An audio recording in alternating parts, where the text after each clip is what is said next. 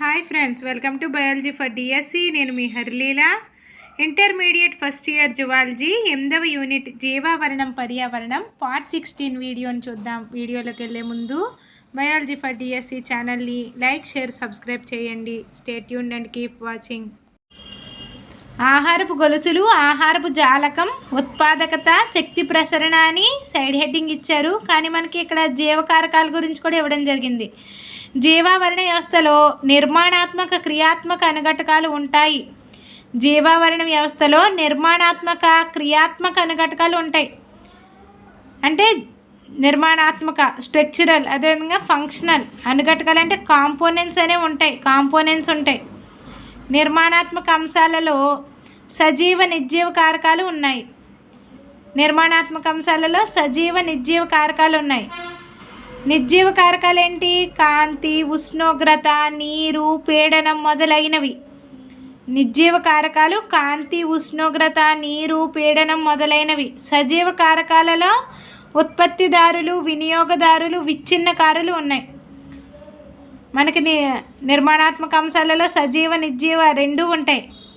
నిర్జీవ అనగానే మనకి ఏం గుర్తు రావాలి? కాంతి, పీడనం, ఉష్ణోగ్రత, నీరు, ఇవి గుర్తుకు రావాలి.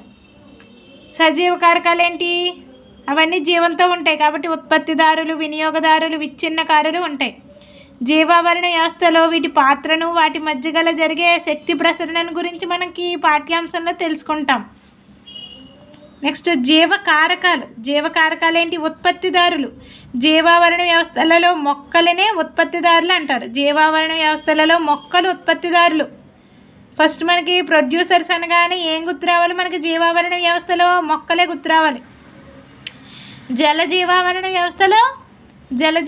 వ్యవస్థలో కూడా ఎటువంటి మొక్కలు ఉంటాయి? వృక్ష ప్లవకాలు, శైవలాలు వంటి నీటి మొక్కలు ఉత్పత్తిదారులుగా ఉంటాయి. జల జీవావరణ వ్యవస్థలో వృక్ష ప్లవకాలు, శైవలాలు ఇవి ఏంటి? నీటి మొక్కలు. ఇవి జల జీవావరణ వ్యవస్థలో కూడా ఉత్పత్తిదారులుగా మొక్కలే ఉంటాయి. కాకపోతే అవేంటి? అవి కూడా మొక్కలే. వృక్ష ప్లవకాలు, శైవలాలు వంటి నీటి మొక్కలు ఉత్పత్తిదారులుగా ఉంటాయి జల జీవావరణ వ్యవస్థలో. కాంతి స్వయం పోషకాలు. అవి ఈ మొక్కలు సౌరశక్తిని ఉపయోగించుకుని ఆహార పదార్థాలను తయారు చేస్తాయి. మొక్కలు సౌరశక్తిని ఉపయోగించుకుని ఆహార పదార్థాలను తయారు చేస్తాయి.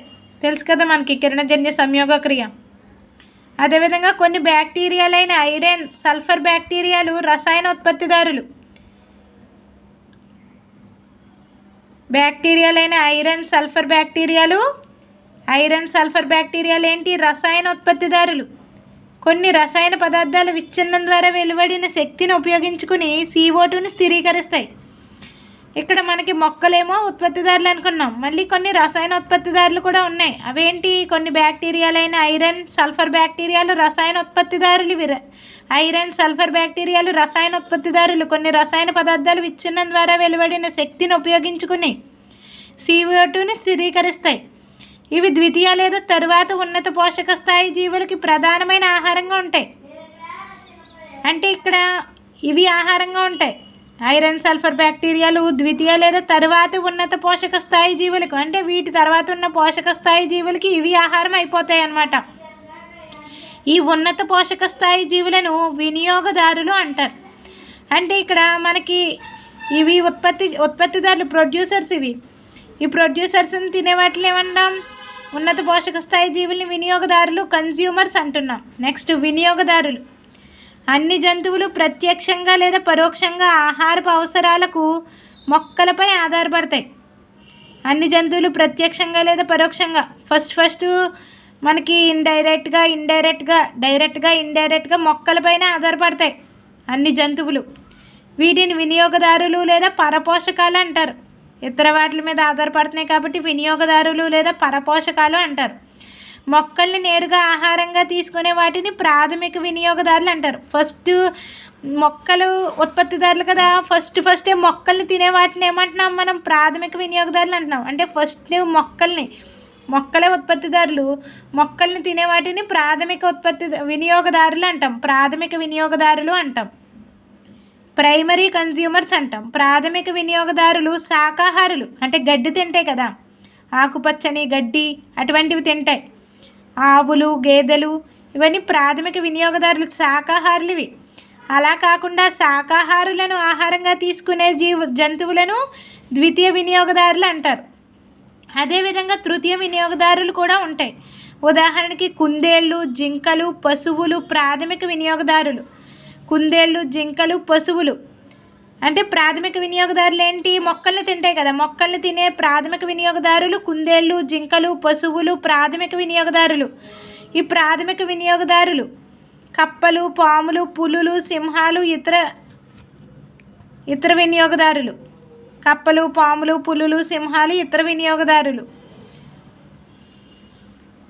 నీటిలో జంతు ప్లవకాలు, నత్తలు, కీటకాలు ప్రాథమిక వినియోగదారులు. నీటి విషయానికి వస్తే మరలా మొక్కల్ని తినేవేంటి? జంతు ప్లవకాలు, నత్తలు, కీటకాలు ప్రాథమిక వినియోగదారులు. వీటిని తినే చేపలు ద్వితీయ వినియోగదారులు అన్నమాట.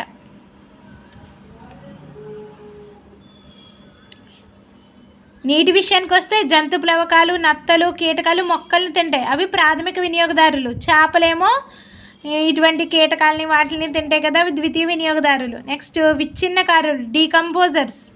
విచ్ఛిన్నకారులు సంక్లిష్ట కర్బన పదార్థాలను కార్బన్ డైఆక్సైడ్, నీరు, పోషకాల లాంటి సరళ కర్బన పదార్థాలుగా విడగొడతాయి. ఇక్కడ డీకంపోజర్స్ విచ్ఛిన్నకారులు సంక్లిష్ట కర్బన పదార్థాలని అంటే కాంప్లెక్స్గా ఉన్న కర్బన పదార్థాలని సింపుల్ ఫామ్గా అంటే కార్బన్ డైఆక్సైడ్, నీరు, పోషకాలు లాంటి సరళ కర్బన పదార్థాలుగా విడగొడతాయి. సంక్లిష్ట కర్బన పదార్థాలని అంటే కాంప్లెక్స్గా ఉన్న వాటిని, సంక్లిష్టంగా ఉన్న వాటిని విడగొట్టలేని కర్బన పదార్థాలని కార్బన్ డైఆక్సైడ్, నీరు, పోషకాలు లాంటి సరళ కర్బన పదార్థాలుగా ఈ విచ్ఛిన్నకారులు విడగొడతాయి అన్నమాట. ఈ ప్రక్రియను విచ్ఛిన్న ప్రక్రియ అంటాం. విచ్ఛిన్న ప్రక్రియ అంటాం. వానపాములు వ్యవసాయదారుని మిత్రులు అనే మాట మనం వినే ఉంటాం. మృత్తికలోని సంక్లిష్ట కర్బన పదార్థాలను విచ్ఛిన్నం చేయడం, నేలను బాగా వదులు చేయడంలో మృత్తికను ఛిద్రాలు చేయడం సహాయపడడం వల్ల అలా అంటారు. దేన్ని? వానపాముని వ్యవసాయదారుని మిత్రులు అంటారు. వానపాముని వ్యవసాయదారుని మిత్రులు అంటారు. మృత్తికలోని సంక్లిష్ట కర్బన పదార్థాలను విచ్ఛిన్నం చేయడం, నేలను బాగా వదులు చేయడంలో మృత్తికలో ఛిద్రాలు చేయడానికి సహాయపడుతుంది వానపాము, అందుకని వ్యవసాయదారుని మిత్రులు అంటారు. పత్రాలు, బెరడు, పుష్పాలు మొదలైన మొక్కల భాగాలు, జంతు కళేబరాలు, జంతువుల పేడ మొదలైన వాటిని డెట్రిటస్ అంటారు. పత్రాలు, బెరడు, పుష్పాలు మొదలైన మొక్క భాగాలు, జంతు కళేబరాలు, జంతువుల పేడ మొదలైన వాటిని ఏమంటాం మనం? డెట్రిటస్ అంటాం.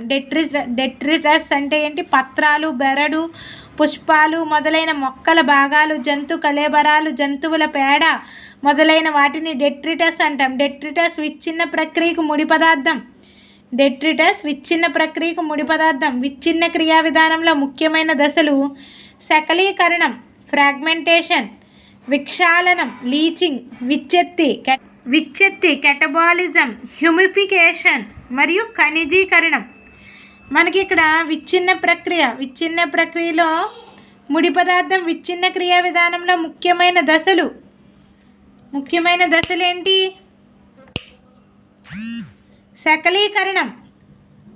శకలీకరణం, విక్షాళనం, విచ్ఛెత్తి, కెటబాలిజం, హ్యూమిఫికేషన్ మరియు ఖనిజీకరణం.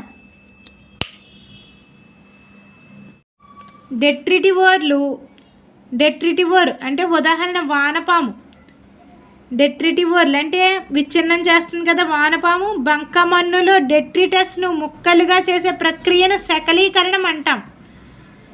ఇక్కడ మనం కొన్ని ప్రక్రియలు చెప్పుకున్నాం కదా, శకలీకరణం, విక్షాళనం, విచ్ఛెత్తి, హ్యూమిఫికేషన్, ఖనిజీకరణం వంటి ప్రక్రియల గురించి చెప్పుకున్నాం మనం. డెట్రిటివోర్లు వానపాము ఫస్ట్ ఏం చేస్తుంది? శకలీకరణం, ఫ్రాగ్మెంటేషన్ చేస్తుంది. బంకమన్నులోని డెట్రిటస్ను ముక్కలుగా చేసే ప్రక్రియను ఏమంటాం మనం? శకలీకరణం అంటాం. డెట్రిటివోర్లు బంకమన్నులో డెట్రిటస్ని ముక్కలుగా చేసే ప్రక్రియను శకలీకరణం అంటాం. నెక్స్ట్ విక్షాళన ప్రక్రియ, లీచింగ్. నెక్స్ట్ ప్రక్రియ ఏంటి? శకలీకరణం తర్వాత విక్షాళన ప్రక్రియ ద్వారా, లీచింగ్ ద్వారా నీటిలో కరిగే అకర్బన పోషక పదార్థాలు నేలలోకి ఇంకి లభ్యం కాని లవణ అవక్షేపాలుగా ఏర్పడతాయి.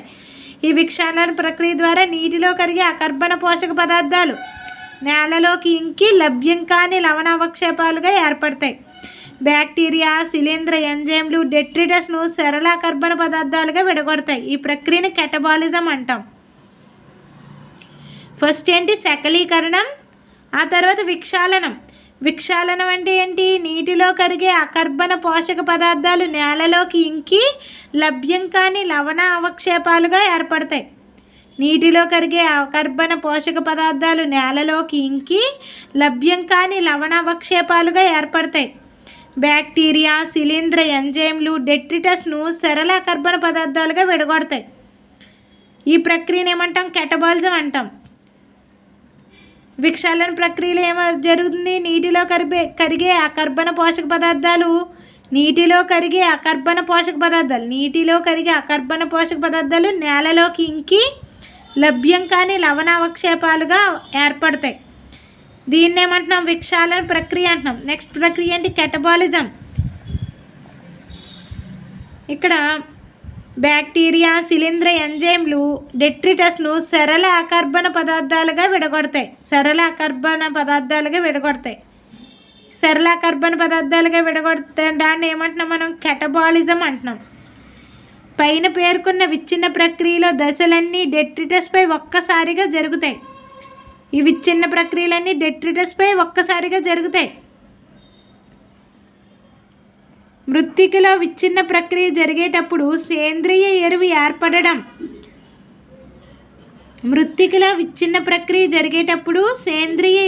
ఏర్పడడం హ్యూమిఫికేషన్, ఖనిజీకరణ జరుగుతాయి. మృత్తికలో విచ్ఛిన్న ప్రక్రియ జరిగేటప్పుడు సేంద్రియ ఎరువు ఏర్పడుతుంది. దీన్ని ఏమంటున్నాం? హ్యూమిఫికేషన్ అంటున్నాం. అదేవిధంగా ఒకసారిగా ఖనిజీకరణ కూడా జరుగుతాయి అన్నమాట. మృత్తికల విచ్ఛిన్న ప్రక్రియ జరిగేటప్పుడు సేంద్రియ ఎరువు ఏర్పడడం, హ్యూమిఫికేషన్, ఖనిజీకరణ అనేవి జరుగుతాయి.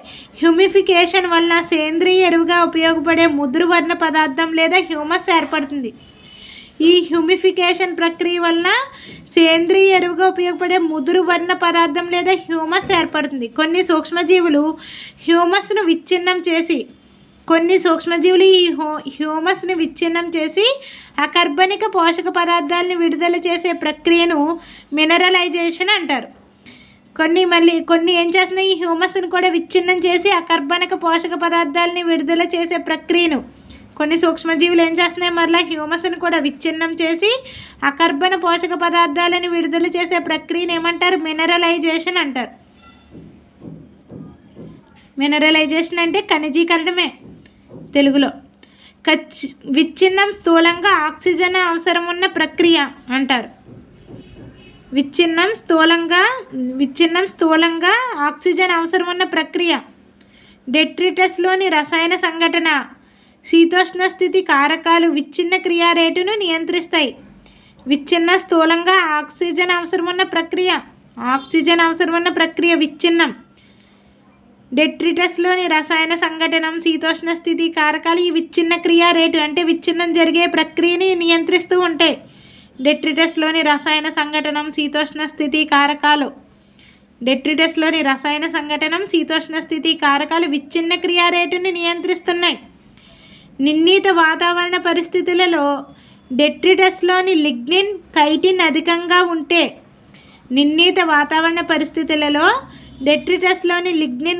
అధికంగా ఉంటే విచ్ఛిన్న క్రియా రేటు నెమ్మదిగా జరుగుతుంది.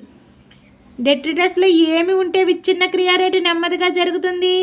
లిగ్నిన్, కైటిన్ అధికంగా ఉంటే విచ్ఛిన్న క్రియా రేటు నెమ్మదిగా జరుగుతుంది. అధిక నైట్రోజన్, నీటిలో కరిగే పదార్థాలైన చక్కెరలు ఉన్నట్లయితే డెట్రిటస్ విచ్ఛిన్న క్రియా రేటు వేగంగా ఉంటుంది.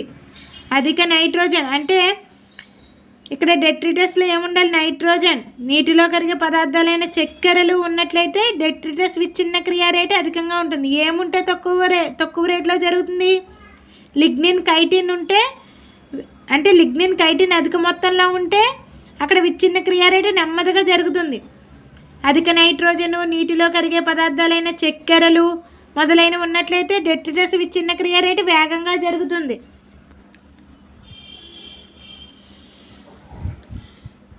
శీతోష్ణ స్థితి కారకాలలో ఉష్ణోగ్రత, నేలలో తేమ ప్రధానమైనవి. శీతోష్ణ స్థితి కారకాలు ఏంటి? ఉష్ణోగ్రత, నేలలోని తేమ ప్రధానమైనవి. ఇవి నేలలో ఉన్న సూక్ష్మజీవులపై ప్రభావం చూపి విచ్ఛిన్న క్రియను క్రమపరుస్తాయి. శీతోష్ణ స్థితి కారకాలలో ఉష్ణోగ్రత, నేలలో తేమ ఉండాలి. నేలలో ఉన్న సూక్ష్మజీవులపై ప్రభావం చూపుతాయి, విచ్ఛిన్న క్రియను క్రమపరుస్తాయి. వేడిగా తేమగా ఉన్న పరిసరాలు విచ్ఛిన్న క్రియకు ఉపకరిస్తాయి. వేడిగా తేమగా ఉన్న పరిసరాలు విచ్ఛిన్న క్రియకు ఉపకరిస్తాయి. కానీ తక్కువ ఉష్ణోగ్రత అవాయు పరిసరాలు విచ్ఛిన్న క్రియను నిరోధించి కర్బన పదార్థాల నిర్మాణం జరుపుతాయి. తక్కువ ఉష్ణోగ్రత అవాయు పరిసరాలు విచ్ఛిన్న క్రియను నిరోధించి కర్బన పదార్థాల నిర్మాణం జరుపుతాయి. అక్కడ విచ్ఛిన్న క్రియ అనేది జరగదు. అధిక శాతం విచ్ఛిన్నకారులు అతి చిన్న సూక్ష్మజీవులు కావడం వలన వాటిని సూక్ష్మ వినియోగదారులు అంటారు, మైక్రో కన్జ్యూమర్స్ అంటారు. అధిక శాతం విచ్ఛిన్నకారులు అతి చిన్న సూక్ష్మజీవులు కావడం వల్ల వాటిని ఏమంటారంటే సూక్ష్మ వినియోగదారులు, మైక్రో కన్జ్యూమర్స్ అంటారు.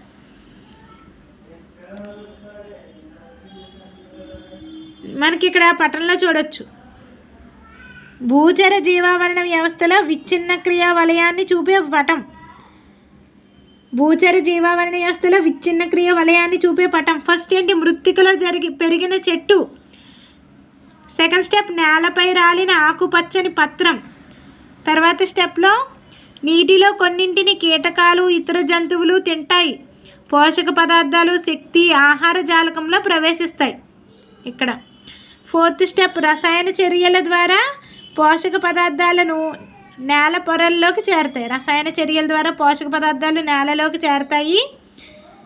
ఐదేంటి? మృత్తిక.